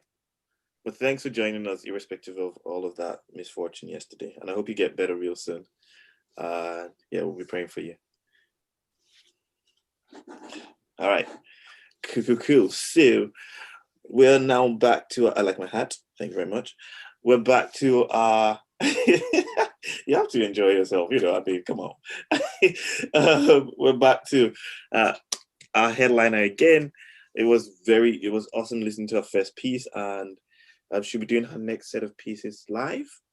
And so, Ella, take it away. Hi, thank you so much for having me headline this event. I've enjoyed it so much so far, and I've enjoyed everybody's poems. They've all been incredible to listen to and so diverse. So thank you. And thank you for organising as well, because I know that it takes a lot of organisation and a lot of stuff to think about to put on events. So thank you for doing this and for giving this space to me. This next poem is titled To Satisfy, and it's inspired by a Terence Hayes poem titled Wind in a Box. If you don't know Terence Hayes, he's an American poet, and he's a big inspiration of mine. And it goes like this. I want to always live in the conviction of the lioness, the giddiness of not stopping for air. I never want to follow those with an empty chest. I want to remember the scents we spewed, spliced with 2 a.m. beer breath. I want to compose a song of your soft howls at the football through the walls. I never want sand stuck in my throat.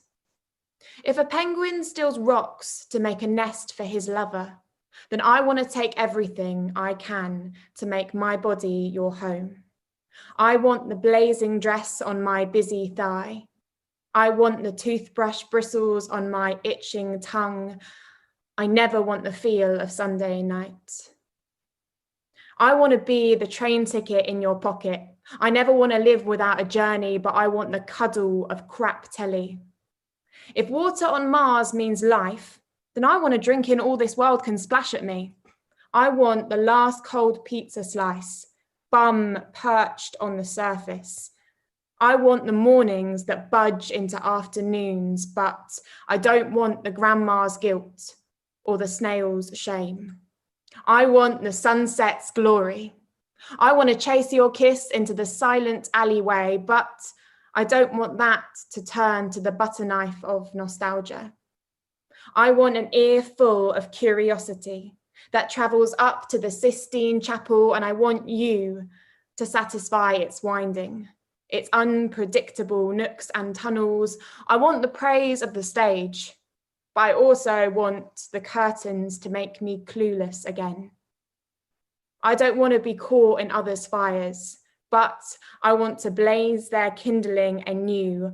I want to make a sofa out of you, where I will read this once I am proud of my heart, knowing I cannot satisfy all of my wants. You cannot satisfy all of my wants.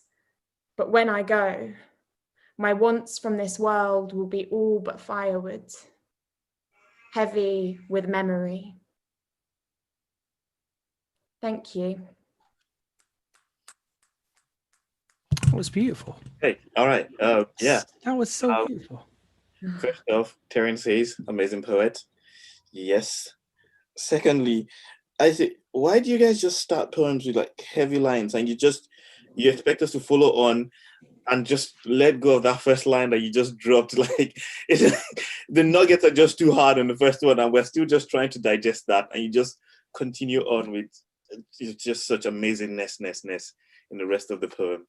I like you said the giddiness of you don't have the giddiness of a lion and not stopping for air. Yes. Yes, it's like, and I like the way you talk. The poem goes on about all the contradictory things you want. You want the praise of the stage, but you also want the curtains to keep you clueless about what is on there. And then you conclude the poem with saying that you said something like, you can't be everything that I want, or something like that. And it's just, it's a beautiful poem. I like how you work with so many contradictions, but I could relate to each of the contradictions and see the dichotomy in all the things I want also. Thanks. Thank you so much. That means a lot. Shall I continue on to my next piece? Yes, please. Okay, great. Right, well, this piece is titled When Time is a Small Child, and it's inspired by my oldest friend and our friendship, basically. And it goes like this.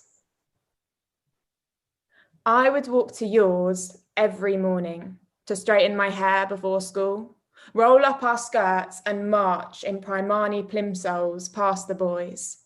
Gossip who got with who, or you getting sent out for drawing a dick in my planner. Once you dyed your hair a cherryade scarlet, and I told you I loved it until I couldn't.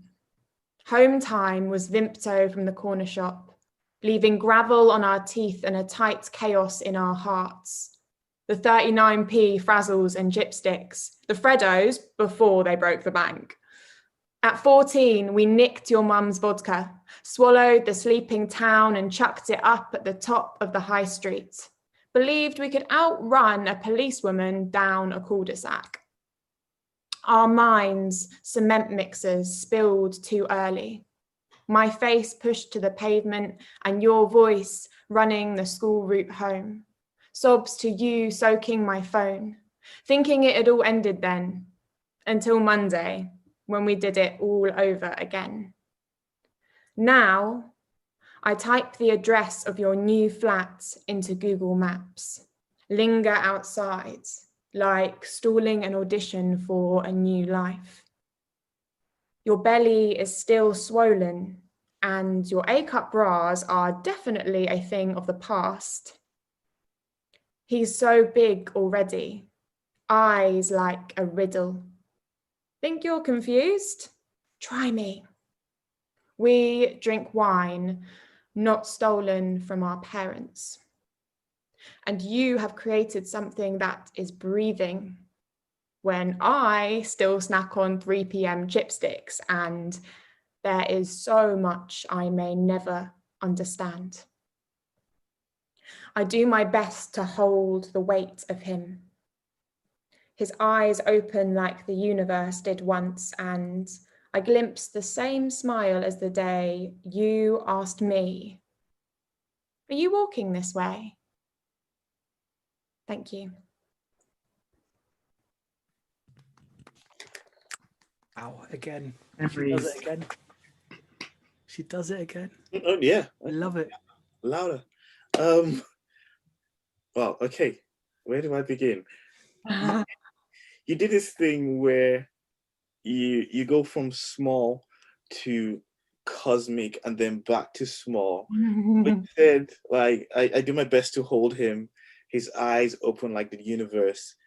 And it's just from a small baby to the entire universe and back into yourself again. I like the way your poems take it takes a person with it. It's not just an encounter you have as a part of you. It's like you're going through the poem and it's taking you on its wing. And it's a phenomenal way of writing. I really like it. Thank you so much. That means a lot. Thank you. Cool. Yeah, you can go on with your next piece. All right, cool. Great. It's gone so quickly already. So this is my next piece. It's just a short piece. And I don't know if I'll give much background on it, but I will say this. It's kind of reminiscent of the times people used to write letters to each other. And I know that's definitely not something we do now, but just contrasting today's mode of communication with way back when people used to write letters. And it's titled, I Should Have Just Told You to WhatsApp. I imagine receiving it, my name on a tea-stained envelope. Your slow-cooked adorations burn through the pages. I sigh, tuck them beneath my wanting breast, bleeding ink onto white linen.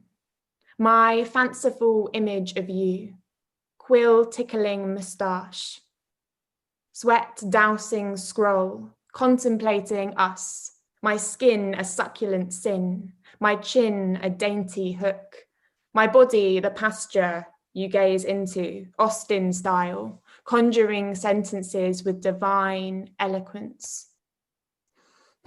I sift through letters for weeks, set up camp next to the post flap, lift it up and knock it down, push my fingers through the thick fringe, wrist gets trapped in the gap as I try to pull something out. I wail to the postwoman, now she's calling the ambulance round. When you asked for my address, I didn't think I'd lose body parts. Ghosting is much simpler over WhatsApp.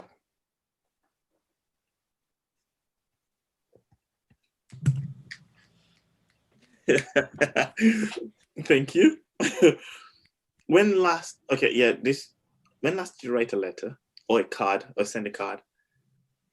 A card is probably more accurate because I actually don't know if I can ever remember sending a letter, which is crazy. A card, probably to my boyfriend over the first lockdown, actually. Yeah. I sent him a little card just because I missed him a bit. It's a bit corny. No, it's not. I mean, writing letters, the thing that fascinates me about them is how, or just in writing in general, when you write with a pen on a piece of paper, is the fact that you get, I think you get to be a lot truer with yourself and with the person, and it's an experience for both you and whoever is listening to it. Not as fast as the rest of the whole other means of communication. But what fascinated you about letters that made you write this poem then? So the reason I wrote it was because there's actually a line in it. So a guy I was sort of seeing like a couple of years ago asked for my address, and I thought, oh, that's weird. Maybe he'll write me a letter. And then he said a little bit later on that he was going to write me a letter, but he didn't. So effectively he just ghosted me in the form of he was thinking of writing me a letter. That's why he asked my address. And I was kind of expecting it, but it never came. So that's what inspired it.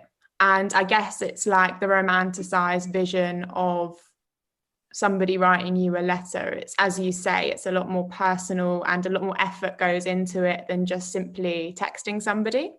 So I found that quite interesting as a concept, how much effort we used to go to communicate with people in contrast to today when it's so easy and at your fingertips. Yeah, true. Okay, that's cool. Do you write Christmas cards regularly? Do you write Christmas cards? I actually don't. Having said this, I don't really generally write letters and stuff. But I won't ever send a Christmas card. But if I'm I think for my work colleagues last year, I gave out some Christmas cards, but I won't send them or anything like that, which makes me feel bad. What is that? Is it a principle thing of I stand on the principle of not sending Christmas cards, or how does it work? Yeah. Do you send Christmas cards? Oh, a lot. Oh, really? Okay, cool. Anyone who wants a Christmas card, tell me, give me your address and I'll send one to you. I love Legit. I love sending Christmas cards. It's one of the best things in the year for me. Like, I'd rather not even put up a Christmas tree and then send Christmas cards.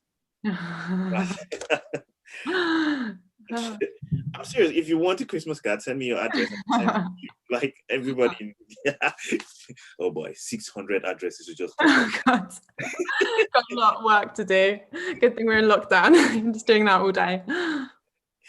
All right. Well, thank you for that. Yeah, I like the way that just made us start thinking about cards and the person now.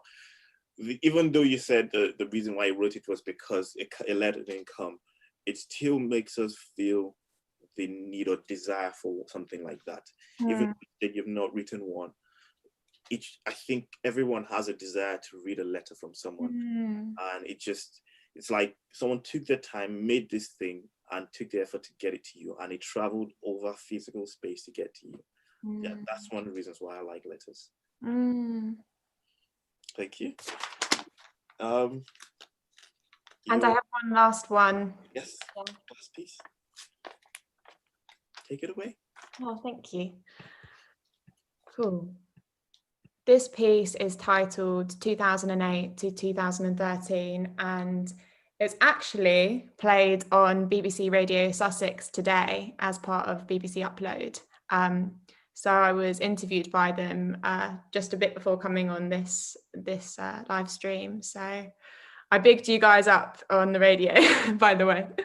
So yeah, it's called 2008 to 2013, which were the years I went to school.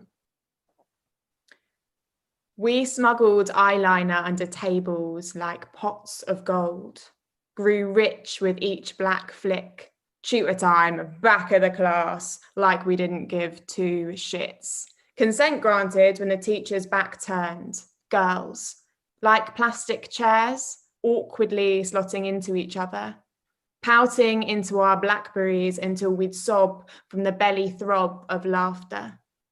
Girls who were learning how to face a disaster. Fringes trimmed with kitchen scissors, hair bleached acid yellow with comb-overs to match our balding dads. Girls who were sent out for that flash of blue pattern on shoe or the liberally lathered lippy, stolen from one of our grands. Volcano orange blazing down white collars. Girls whose earlobes were canvases. We, the artists, each morning a forbidden masterpiece. Hiked our modesty up to an inch of our crotch, felt the ladders tear from where the pleats stopped, stubble plucking at strings, with all the elegance of an untuned violin. But I was one of the girls changing for PE, passing whispers about hair on other girls' armpits, after my heart turned to car alarm at the sound of boys' laughs. A girl who heard the word ugly and saw lips shape my name, so held a compact mirror like an external organ, gazed at waistline and smoke-stained windows and fought the heavy cloning iron as it smoldered and flattened each kink printed on us, since a plastic doll was placed on a shelf above for us to reach up and grab. We chose the uniform we weren't ordered to wear, when individuality was a purse lined only with coppers, and still the cap on spending persisted. Where walls wore the constant calls, take that out, roll that down, no, roll that down now. With break time pizza wedged under braces, we fostered anarchy in the classroom, then in chapel queues and cold feet in puddles. No socks on over tights, no coats on inside, no rings, no earrings, no anything. Girls who just wanted a bit of bling. We are preparing you for life, the real thing. Well, miss, life must be grey and bare and, oh yeah, fucking freezing. Girls who are now women, who wear socks over our tights, draw paths leading to our eyes. Silver grazing cheeks and shoulders, or volcano orange trainers inside the office. But don't misbehave all so much. Thank you, guys. That's my favorite piece of yours. Oh, Thank you for doing it. Yes, I lived this poem. Oh my gosh. Good and bad. Good and bad flashbacks. Flashback. Some people just have some, PTSD right now from the horrible days of go. I love the poem. At the line you said, the elegance of an untuned violin. I like what that did to me was it reminded me that a violin is elegant in whether it's tuned or not tuned. And I like that idea that the elegance of the violin doesn't come from its tune. It doesn't completely come from its tune. The shape and the style of the violin itself has its bearing. And that just, sticks out to me. I like that part. So it sounds like you went to a Catholic school?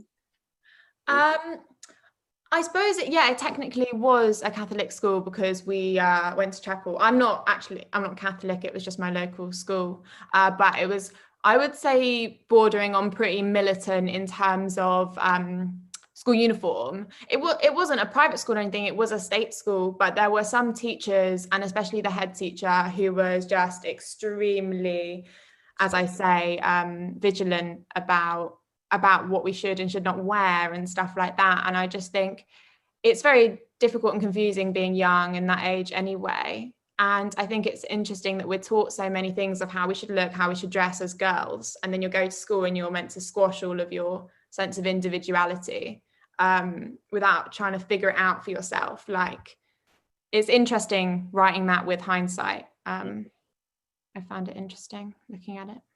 Nice. Yeah. Also, word on the street is you work in the theater, or you have some theater works in the works being worked. I do indeed. So I actually have a digital scratch of a new theatre piece coming up on the 9th of December as part of Brainchild Festival's Digital Hatch. So that will be going on the 9th. So that's really exciting. And yeah, it's sort of also reminiscent of school days. It's set in, this main character is a girl at secondary school and trying to navigate her way around having her first boyfriend and stuff like that. And that's where the story starts. So yeah, sort of similar themes. Okay. You say it's a digital scratch. Is that available? Would that be online? And can we get the link? Or how do we know what's going on? Yeah, so if you go to Brainchild's Instagram, so it's Brainchild Festival, then they will have the link up and all the details up there. They put one post out announcing it, but yeah, they'll have the details of how to register. It's completely free to attend as well. Yeah. All right, we'll check it out. Thank you so much for being here today, and you've just been amazing, and all the other poets have been really amazing, and I've heard different types of works, different styles of delivery, styles of writing. It's been amazing and wonderful having all of you here. Yeah, and hopefully we'll see you again in another show. And then lastly, I'll just have to say, we'll have to, give a shout out to Brent 2020 Borough of Culture for sponsoring this show. And it's been, since the lockdown started, they've funded a lot of our online shows, and that's been really helpful in keeping us going. And yeah, and even when the official Borough of Culture ends, we know Brent has done something quite significant in the art world in Northwest London here, and that is phenomenal in its own sense, and I hope it will continue. And it's not just what they would do, but what ourselves as artists and poets would keep doing to make sure we can spread the culture of creativity and poetry and just any other form of art that we find ourselves involved in. And yeah, for the rest of us, it's been amazing having you. And Abdullah wants to say something. You're muted. You're muted. Unmute thyself. Always muted. I'm always muted when I've got to say something important. So just an announcement for our next show. So our next show is on the 14th of December. Hopefully, depending on the government, we should be able to do it live. And whether it's live or not, or physically in person, we are going to have Black Score headlining, Simeon for us. If you don't know who Black Score is, do your homework and do your Googles, because he's going to absolutely smash it. So we'd love to have you there on the 14th. And yes, our next show is going to be our 1 year anniversary. So we'd love to have you there. And I think that's it. C'est bon. C'est bon. See you guys. Peace.